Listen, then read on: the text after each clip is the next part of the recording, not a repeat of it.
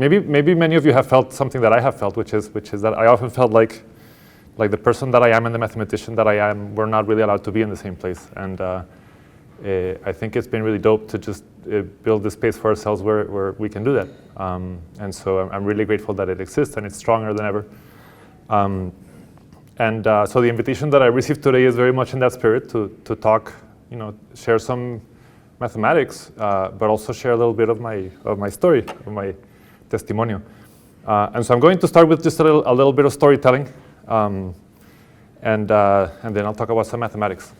And I'm calling this mi testimonio because this is kind of like some like photos that match a write-up that I wrote for the Testimonios book. And if you haven't seen it, I found it to be a very beautiful read, and I encourage you to attend the reading tomorrow night. So I'll tell you a little bit about my story, not because I think my story is particularly interesting or important, but it's the one I know, and I feel like that's the only thing we can do is just see the world from our eyes and then try to make some understanding of it. So, ¿de dónde vengo yo? My family comes from the little pueblitos in Zapatoca, Tona, and Piedecuesta. This is Territorio Guane in Santander, which is this little departamento right here. If you meet an Ardila, 90% chance they are from here. And I just learned that there's somebody else from Zapatoca at this conference, Marco. So yeah, this is in some sense like the ancestral land, El Pueblito, and those are my parents in front of the church of Zapatoca. I don't know if y'all's families do this, but like what we do is we go to a town and we go to the church. That's the tourism. Yo soy el hijo de Jorge Ernesto.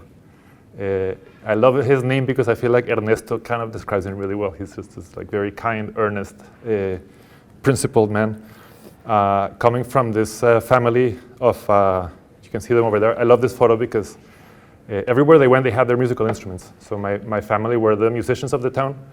My bisabuela made sure that all the kids learned an instrument. And they were like the serenateros of the town. So if you needed to serenade somebody, you would call my family. And then they would get the instruments and throw the party. And then the party would always end up in my bisabuela's house. My dad is, I think he would have been a mathematician if that existed in his context. But he ended up getting really excited about how people work together. So he's a big nerd and he loves numbers, and he like for fun he would ask me math questions when we were stuck in traffic. But he just really loved people and how people work together, and I credit him a lot for me thinking about how do we get people to work together in ways that are harmonious and that really bring the best out of us. He's a peacemaker, and he will always tell you that he will always avoid a fight, but if he fights, he's always going to be on the weaker side. Yo soy el hijo de Amparo, and I love her name too. I don't know if you know, but Amparo means protection. Her thing in life was just to look out for people. And she really raised me that we came to this world to support others and make sure that others are safe. She was una berraca is how we say it in Colombia. In Mexico, dice una chingona. She was just fearless. And very passionate about, so she was part of the first generation of Colombian sociologists who were out there to change the world. She graduated and they shut down the department for being too revolutionary. And she ended up just practicing in many different kinds of things. So for example, she thought a lot about domestic violence. So she did a lot of organizing to help victims of domestic violence who didn't trust the police. And so then she would set up local community processes so that communities could take care of themselves without involving the police. At some point, she realized that Colombia had no sex education program, and she's like, I'm going to do it. And so she went and learned sex education and taught it, and she did a huge work of setting up a sex education program, which, trust me, for a high schooler, that was not cute. Have your mom come to your school to teach to teach everybody sex ed. it was not cute, but I think already then, and now I really understand just how incredibly powerful and important work that was. At some point, she decided that she was going to fight the U.S. government's meddling into Colombia, and she did not have the position or the power to do this. She was herself, but she was like, I'm gonna do research on, like, they're doing the war on drugs, but then they're sending all this money here and putting guns in the neighborhoods, and she did all this research about where the guns ended up, and got herself invited to the United Nations to go try to fight the NRA, and she was fearless like that, and I think she was just always like, we need to take care of people, and we need to do whatever is necessary. She's the daughter of La Abuelita Mary, who was the first woman in Bucaramanga to wear pants, and she's the daughter of La Bisabuela Elena, who was also like just way ahead of her time. She was just this free spirit. My family is kind of a border family from the Colombia-Venezuela border, and at some point they didn't have work. Colombia was really struggling financially, and my family had to migrate to Venezuela, which is where you used to migrate to find work. And now some of my Venezuelan family is back in Colombia, and definitely there's some sense of like, we always got to look out for each other. My first mathematical home were the Olimpiadas de Matemáticas. It started very young, as you can see. I like this photo because it shows me what a vibrant mathematical community I had growing up. And it's not lost on me what a great gift that was. And it's not lost on me how amazing it is to be surrounded at age 10, 15, 18 by mathematicians who look like you. And it's not lost on me that I built my mathematical confidence in a place where like mathematicians are assumed to look like me. That I think was really important. One reason that I want to mention this is because actually before me going to this camp, my sister Natalia also qualified to be in this camp. My prima Ana Maria also qualified to be in this camp. And they went there, and then they decided, this thing sucks. Nobody looks like us. Nobody takes us seriously. It was a very male environment, and it also is, I always have to remind myself that like the same place that was so influential for me to become a mathematician is the exact same place that pushed my sister and my cousin outside of mathematics, and that's not their loss. They're doing amazing work in other fields, but that is the loss of mathematics. That photo was the terrifying moment that I went to the International Math Olympiads, and I went from being a very confident Colombiano to being a terrified mathematician who was convinced that he was less than everybody else. And you said I got a medal, but before I got that medal, I got like the historical lowest score for a Colombian in the Math Olympiads, and I was supposed to be like the young promise, and people told me, you're going to win the first gold medal. And I just got to this exam, and I knew that I was a good Colombian mathematician, but I realized that I thought I was less than Americans, less than Russians, less than Chinese, and I completely choked, and I couldn't even read the exam. I think that was a moment when I realized, wow, it's not just about the mathematics. And eventually, not just me, but the rest of the team all choked. And they actually, this is really weird, but they got us a meditation coach. And we hated it, but that kind of changed my life actually, because it made me realize that like we have to mind ourselves and not just the mathematics.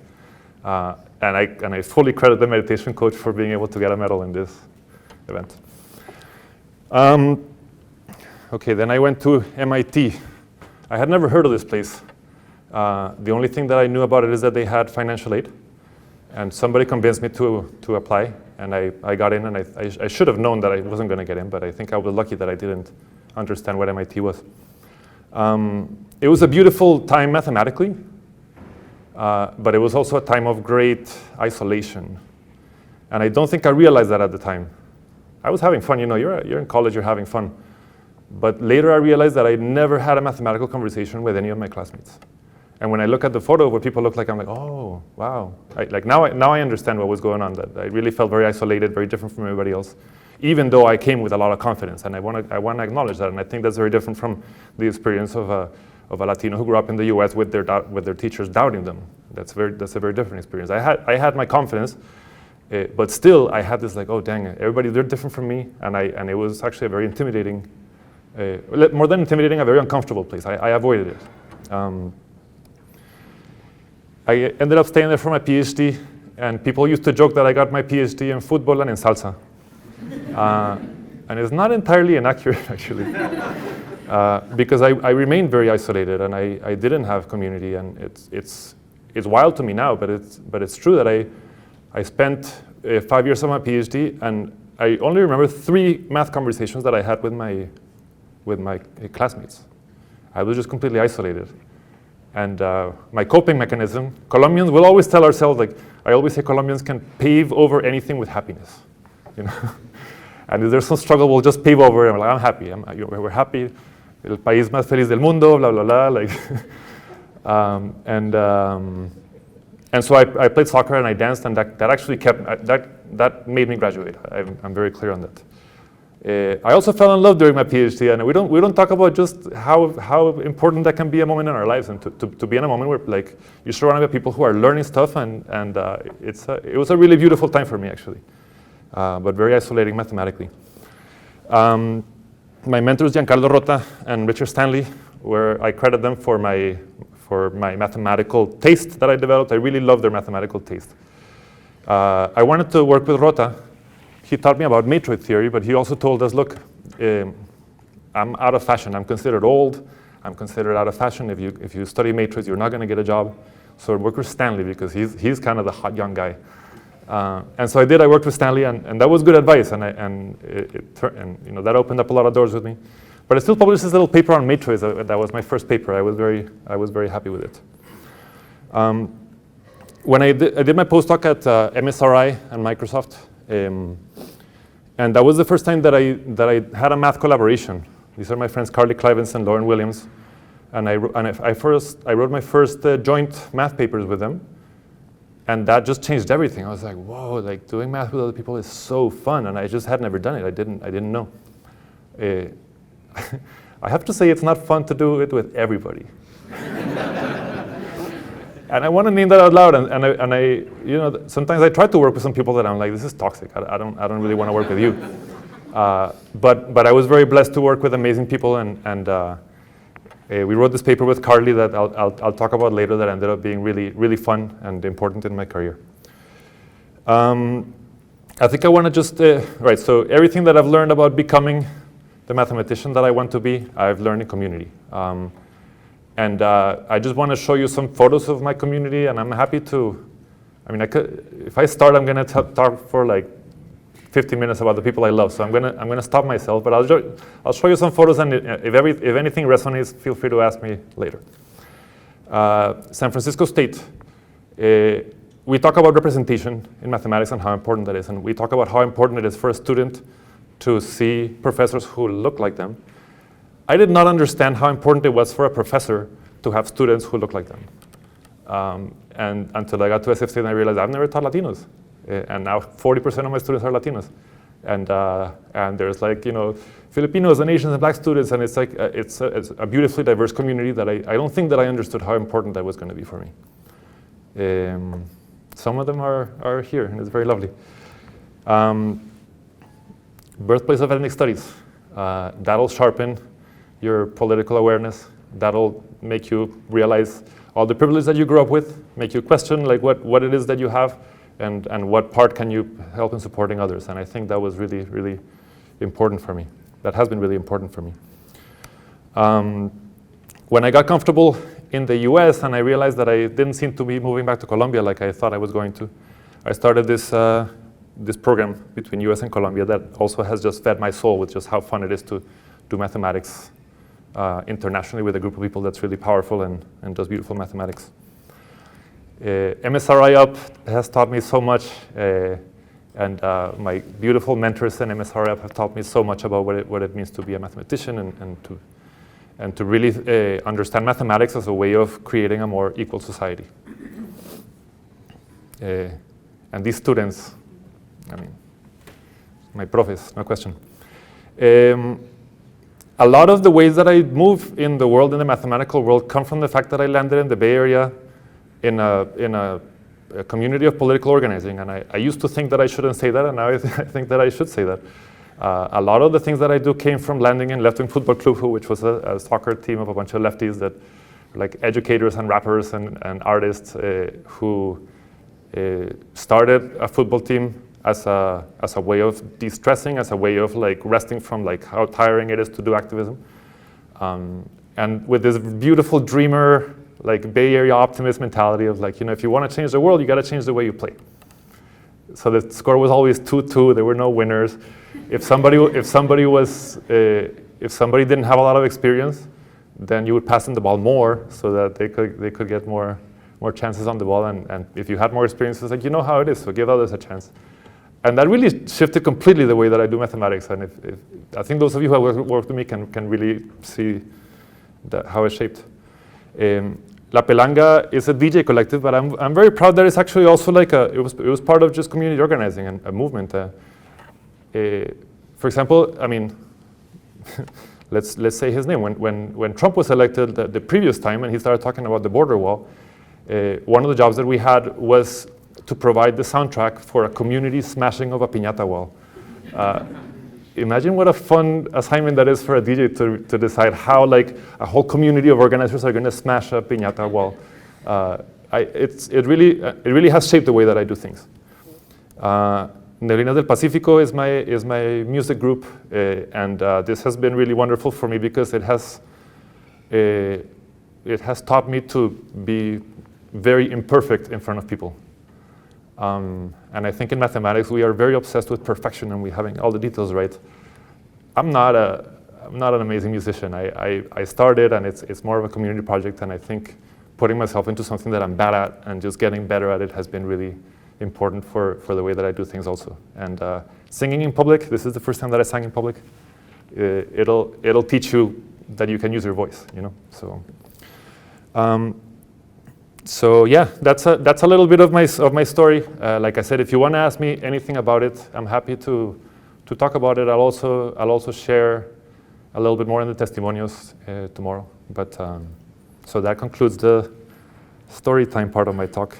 Oh no, it doesn't. Last thing is that matroids came back, and so what I'm going to tell you in the math part of the talk is that actually my professor Rota.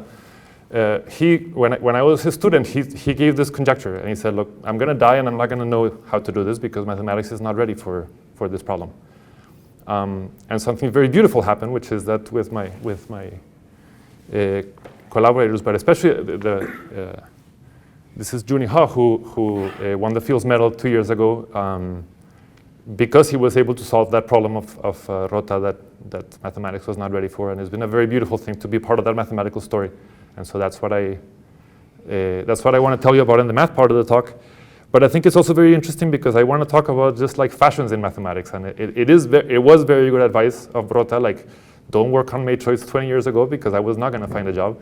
And now if you're in combinatorics, you are told go work in matroids because that's how you win Fields medals. And it's a weird thing. So that mathematics has a very important social political component that we don't acknowledge. So yeah, I'll tell you about this conjecture in a moment.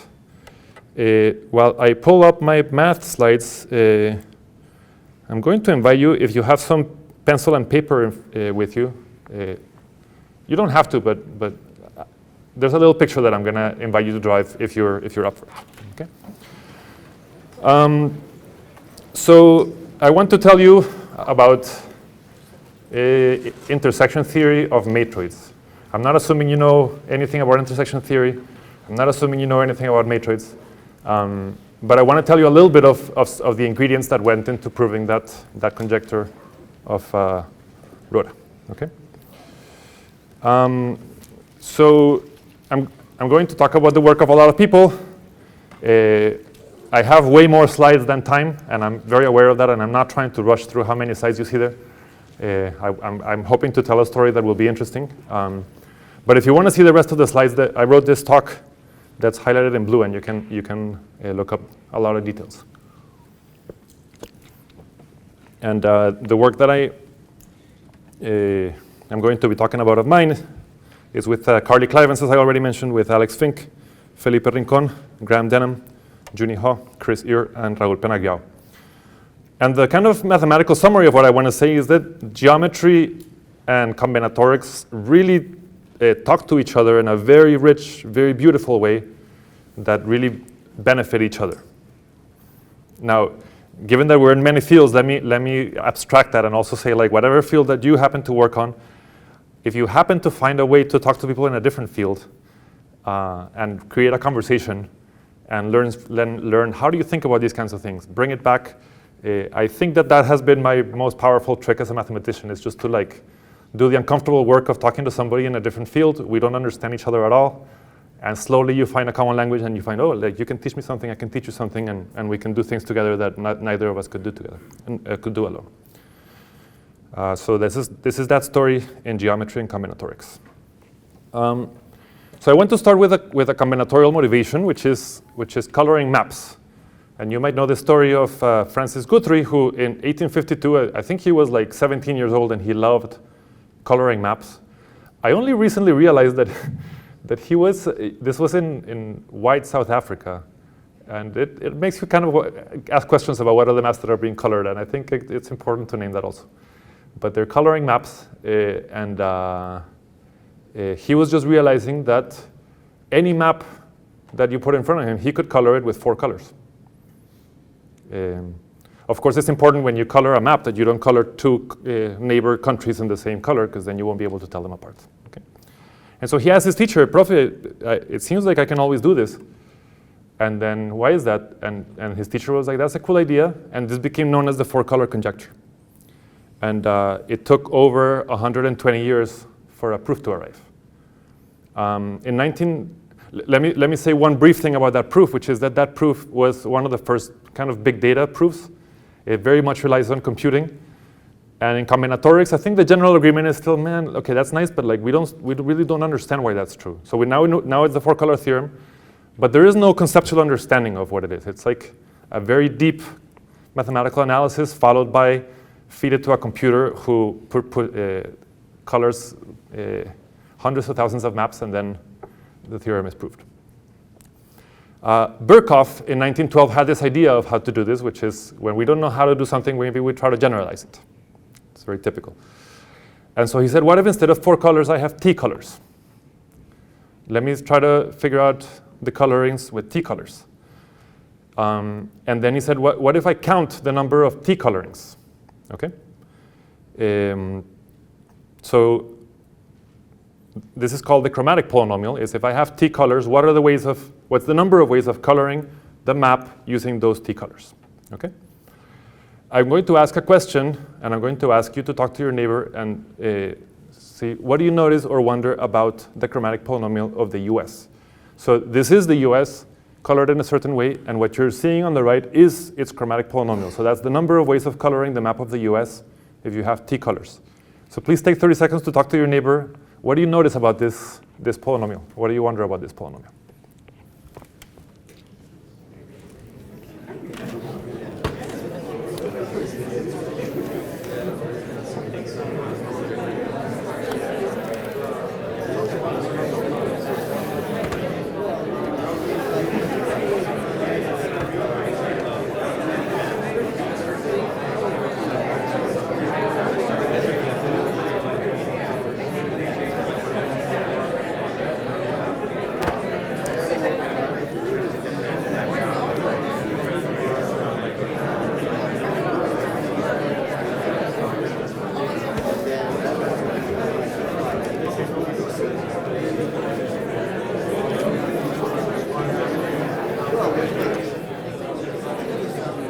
Okay, I love this. Thank you so much.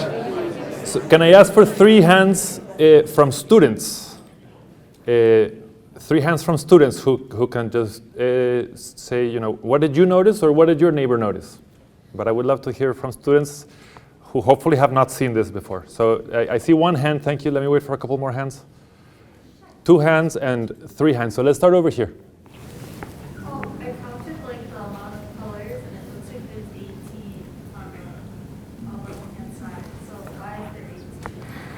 So you're saying that this map has 18 colors, so why did they choose 18 colors? And in particular, if you wanted to know how many colorings you could do with 18 colors, you would plug in T equals 18. You probably don't want to do that, but that's a lot of colorings probably. Back there. So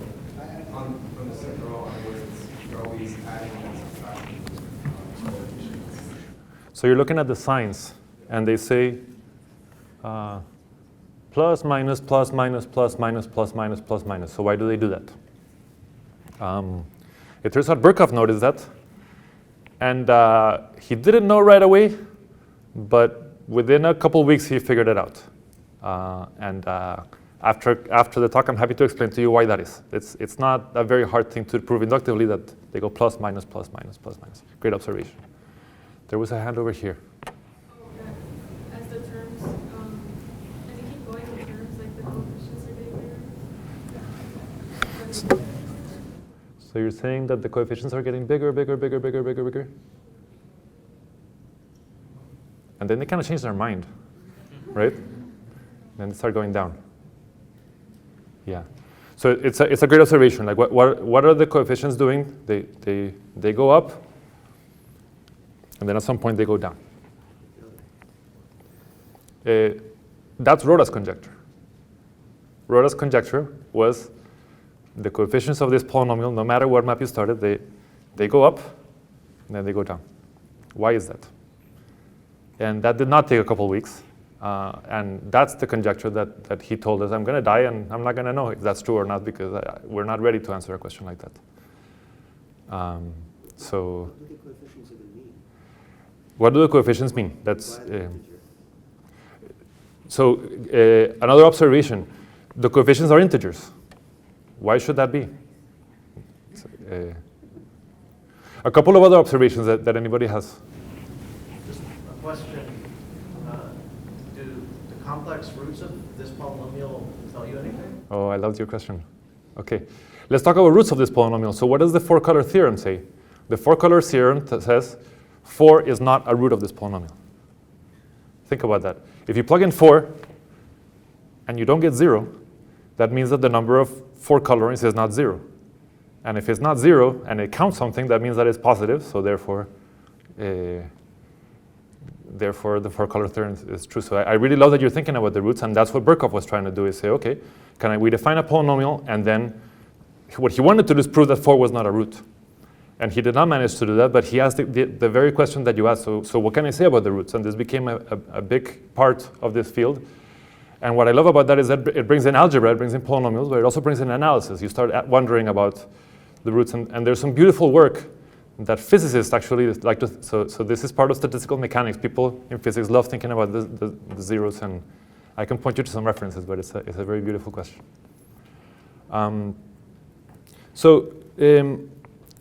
The Roda conjecture, as I was saying, is that the numbers move up and then down.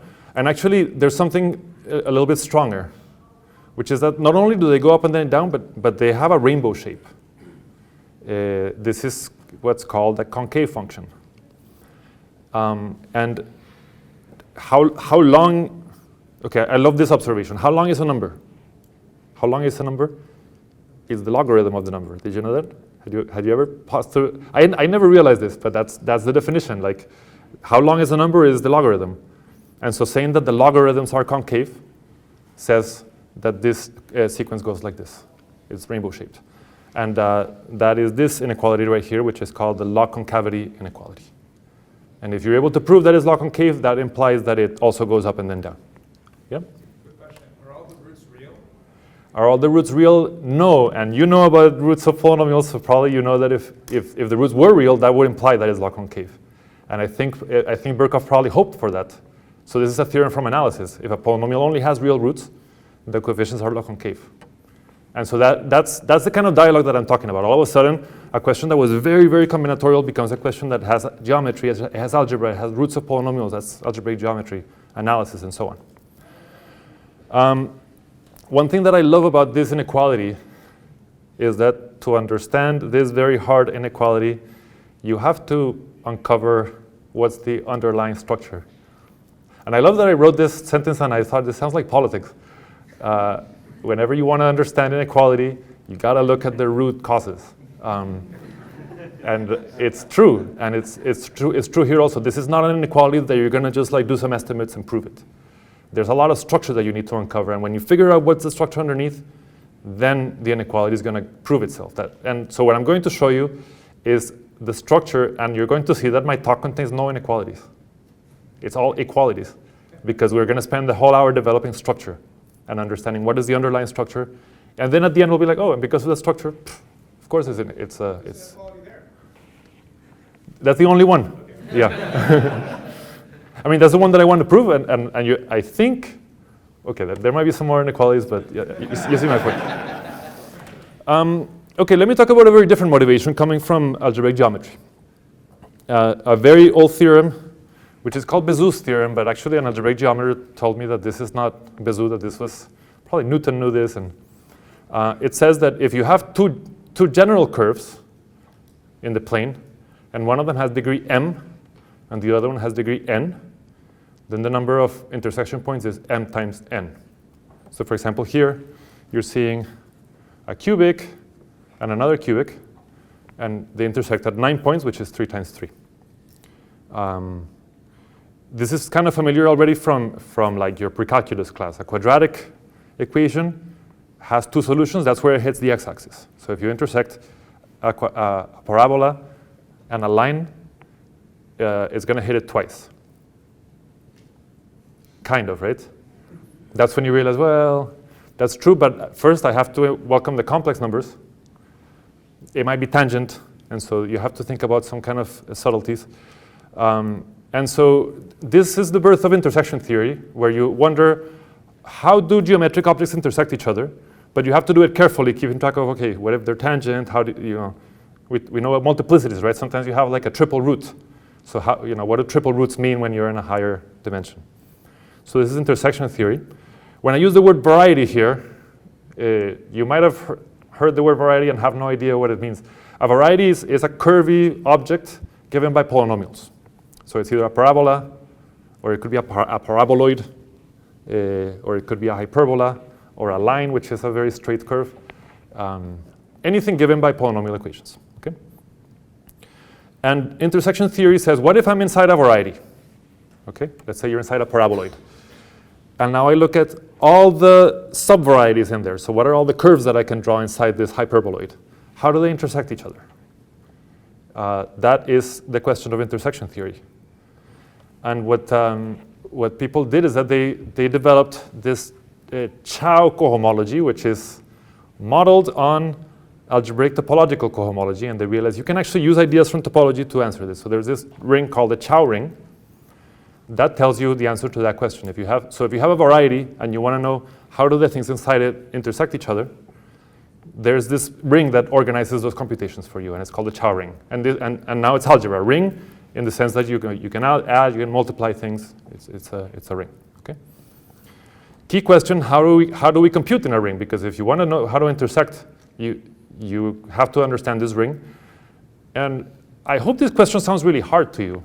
Like, how are we going to understand how all the varieties in the world intersect with each other? That's a really hard question, and there's one ring that contains the answers to all those questions.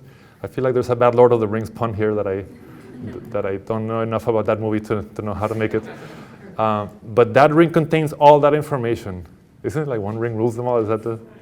I'm sorry. I'm going to stop. If you know that ring, you can understand all these questions in intersections of geometry. So that sounds like a hard ring. This is not going to be like the ring of integers or the ring of polynomials. It's going to be a very, very hard ring. Okay? And that's the ring that we're interested in, Chow rings. In general, these rings are very hard to compute. It's not just a combinatorialist saying this. You talk to algebraic geometers who spend their lives thinking about this field, and it's just they're very hard objects. And I'm going to focus on a very rich, beautiful special case, which is not when the ambient variety is any variety, but something called toric varieties. Okay? And I'm not going to define toric varieties for you.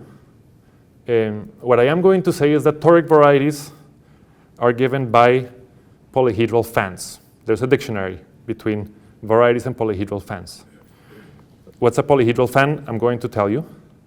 Oh, and I should have revealed this because this is the picture that I want to invite you to draw on your piece of paper. I think it'll help you for the rest of the talk to just draw that paper, to draw that picture. So this is an example of a fan. So what is a fan? I guess you can just take a photo of it if you don't want to draw it. Yeah. But actually, if you draw it, I think you're going to understand something. So draw it if you feel like it. And if you don't draw it, it's fine. A polyhedral fan is made of polyhedra. Okay, what are polyhedra? They're like polygons, but in higher dimensions. And they might be infinite. Okay? And so, for example, here I have a polyhedral fan that is made of 6 cones. And the cones are the pizza slices. Each one of these is a cone, polyhedral cone. And then they're glued to each other. And the word fan comes from fan like abanico, yeah? Like you're fanning yourself. To every fan, there's a variety associated to it, which is a toric variety. Okay? And the reason that we love those varieties is because they are varieties where a lot of the geometry is encoded in the fan. And so what I'm going to tell you is that the intersection theory of that very complicated variety is all encoded inside this polyhedral object, which means that it becomes combinatorial. Okay? My running example is going to be this thing called the permutahedral fan. Okay? So what is this picture that you're looking at? You're looking at 3D. I know it doesn't look like 3D, it looks like 2D, but you're looking at 3D with coordinates T1, T2, and T3. Okay? And now I'm going to draw 3 planes. The plane T1 equals T2, which is the diagonal. The plane, no, I think you can see better than me. Oh yeah. T1 equals T2 is this one.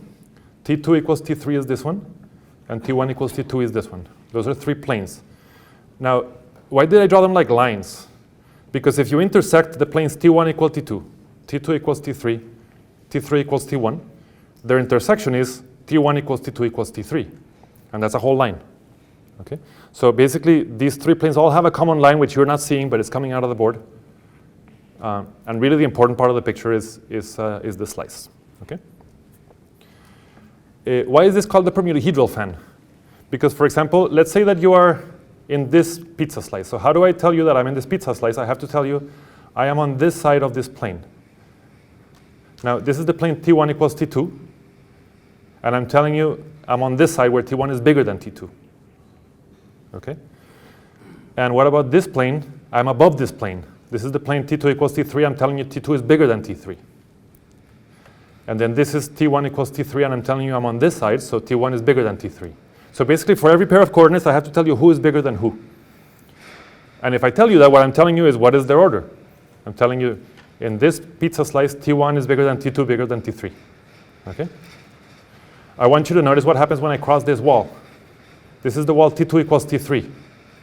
So when I walk over here where T1 is bigger than T2, bigger than T3, and I walk down here, the order of 2 and 3 is reversed. And now I get T1 bigger than T3, bigger than T2. And so on.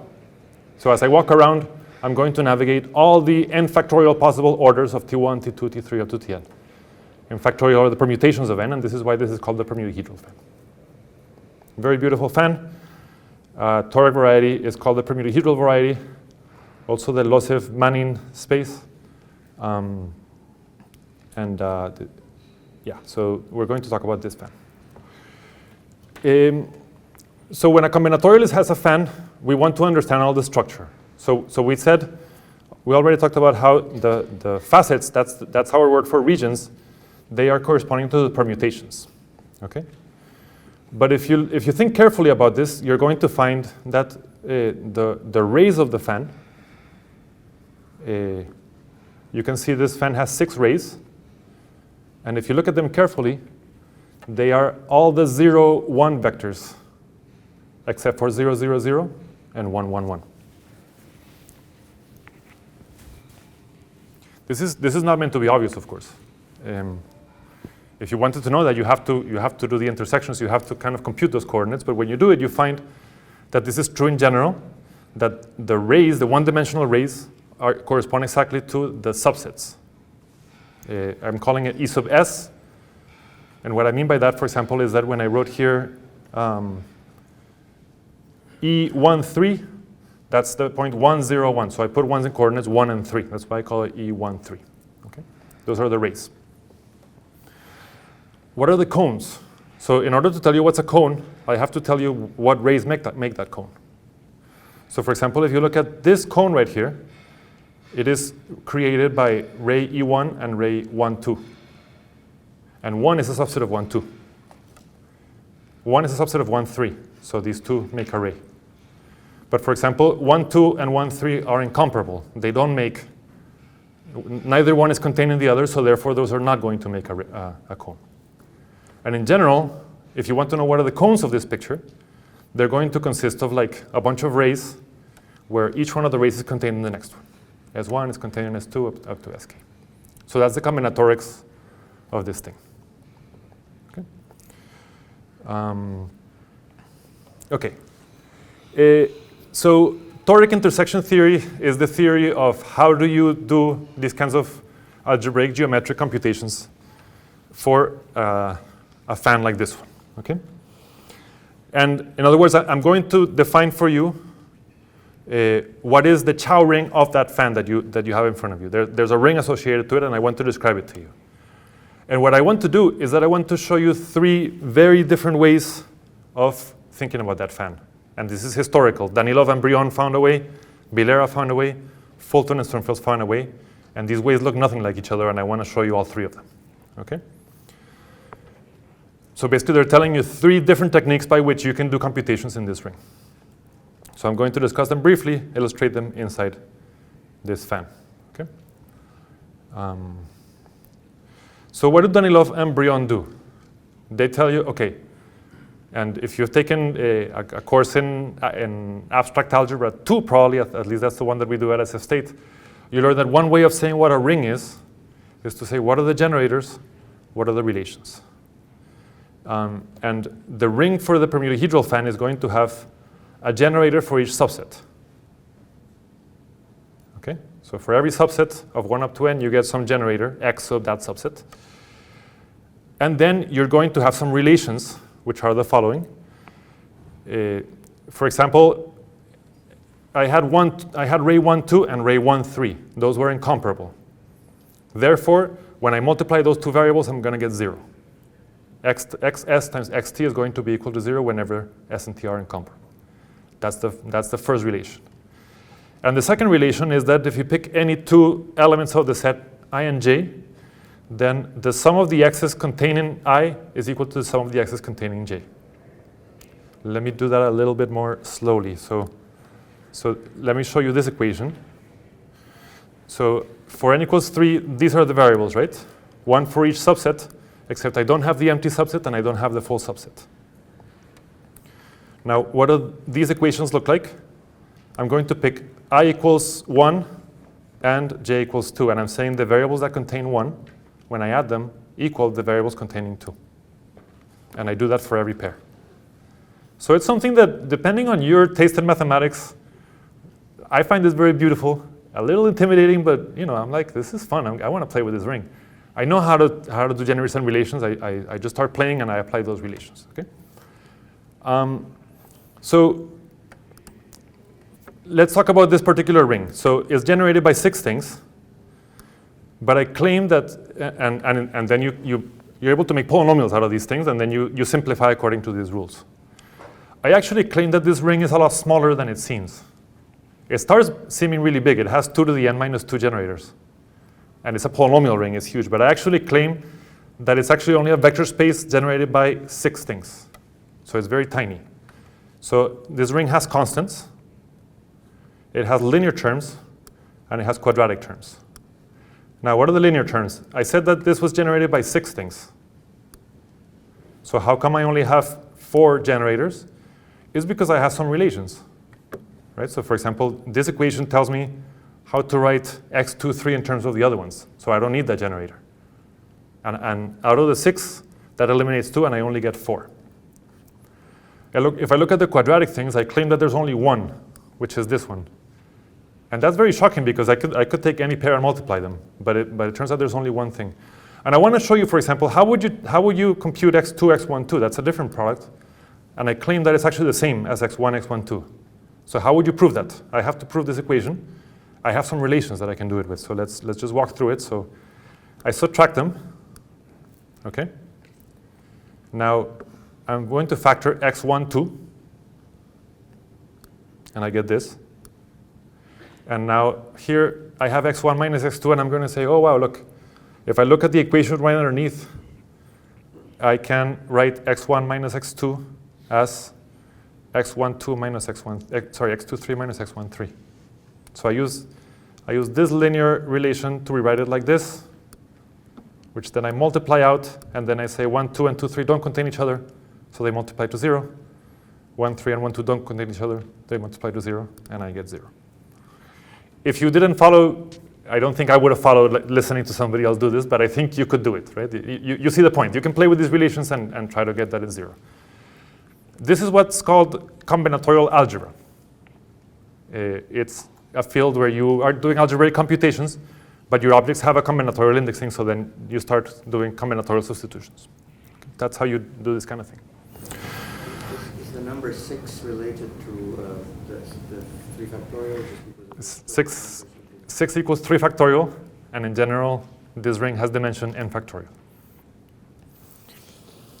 Bilera is an incredible mathematician who comes from applied mathematics and realized that you can think about this in terms of splines.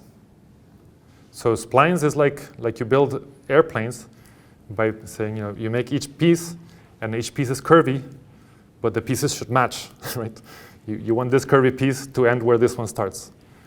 And so what he said is, why don't we take our fan and put polynomials on each piece, so that's a curvy thing, but the polynomials should match across the boundaries. And he said, what are the different ways of doing that? And he showed, and I find this incredible, that this ring can also be described as what are the possible splines that you can put on this picture. It's really wild to me. So let me show you some splines. Here's the spline. Here's the constant spline. That corresponds to the number 1. What corresponds to the variable x1 is this spline. Okay, so in this spline I have 0, 0, 0, 0, and then these two are not 0. Now, these two functions should match, and they're different. 0 and t12 should match. t12 means t1 minus t2. But if you look at your picture in front of you, you're going to find that this line is the line t1 equals t2. So on that line, 0 is equal to t1, t2. So I did this carefully so that it works. Here, this is t1 minus t2, this is t1 minus t3, and they agree where t2 is equal to t3. So you have to make these pieces match compatibly, and that's a very tricky thing to do. And he tells you, if you do that, that's the Chow ring.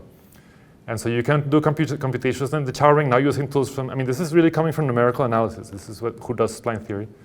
And he tells you that you can do it in that way. It's really wild. Okay. Fulton and Sturmfels wrote this paper that I would say is one of the foundational papers in the field of tropical geometry. And what they showed is that this ring can be described in terms of balanced subfans. If you're curious about this, you can ask Mon Cordero, who's here in the front, who can tell you a lot about this. So they tell you the elements of this ring are going to be these geometric objects that are like balanced networks. So you take subfans, which are like pieces of your fan, but they should balance perfectly. Okay. So for example, these two balance each other because if you pull with strength 1 here and strength 1 here, they're going to balance. It's balanced. This one, you have 3 rays at equal angles, and if you pull with equal forces, they're going to balance. Okay. And this one is actually a 2-dimensional picture where it's like if you pull each plate with the same strength, that's going to balance. They showed that the Chow ring is given by the what would you call this? Like a tensegrity almost, that you can kind of pull and it balances. And that's why you see 1, 4, and 1 again. Okay. Yeah? Is this similar to these adjacency conditions and tropical varieties? Things have to go point in the right direction. Yeah. Not to 0. This is tropical geometry didn't exist at the time, but this is, I would say, the first appearance of tropical geometry in this setting. And now it's not clear how you should multiply pictures, and they have this very beautiful way of multiplying pictures. Okay. Let me then just say one thing, which is that I won't tell you about matroids. I would love to tell you about matroids, but I won't tell you about matroids. What I want to say about matroids is that they are a beautiful combinatorial object that generalizes vector configurations, and it generalizes graphs, and in particular maps. So for example, the US has a matroid. Okay? Carly Klivans and I, in that very early paper that I showed you, we realized that you can model a matroid with a fan. So there's something called the matroid fan, and it looks like this, okay? And again, I won't tell you the details, but you start with the US, and then because the US has 50 states, you go to the 50-dimensional space, and you create one of these balanced pictures. And we figured out how do you put some rays that balance perfectly, and they model the map of the US in 50 dimensions. Okay? This is called the matroid fan. And then I just want to tell you the kind of main intersection theory that's interesting here, which is that I've told you about one fan, which is this matroid fan. So the US has a matroid fan. There's something called the tropical hyperplane, which looks like this, and the tropical cohyperplane, which looks like this. Okay? And they live in a Chow ring, which is the Chow ring that I showed you. So inside the polyhedral fan, inside these computations, there is one that represents this, one that represents this, and one that represents this. Okay? And here's the theorem that I find incredibly beautiful, which is that when you multiply inside that ring, this matroid fan, the hyperplane r minus k times, and the cohyperplane k times, that's some element of the ring. I'm telling you, take this, take the map of the US, take 10 copies of alpha, 20 copies of beta, intersect them. What do you get? And Ho and Katz tell you, you get a number, and the number that you get is the coefficient of the polynomial at t to the 20. So you were asking what do these coefficients mean? That's what they mean. If you want to know what each one of these numbers means, it means take the fan that Carly and I constructed, multiply it with 10 copies of alpha, 20 copies of beta, see what you get inside this ring. You get the number, that's the number. That's the underlying structure. And then from there they say, okay, now there's something called the Khovansky-Tessier inequalities that tell us this is obviously true at this point. So this is a theorem that is about equalities, and I would say this is the main equality of this project. And because they were able to cast these numbers that were very, very combinatorial, that some 17-year-old motivated, they were able to cast them in terms of algebraic geometry. They actually had to teach algebraic geometry how to do things that algebraic geometry didn't know how to do. So they had to do combinatorial things to strengthen algebraic geometry. And then through this dialogue between geometry and combinatorics, they managed to finally unlock this mystery. And this is basically the heart of that result that gave Jun Ha his Fields Medal. So I think that's a good place to stop. Thank you for your attention.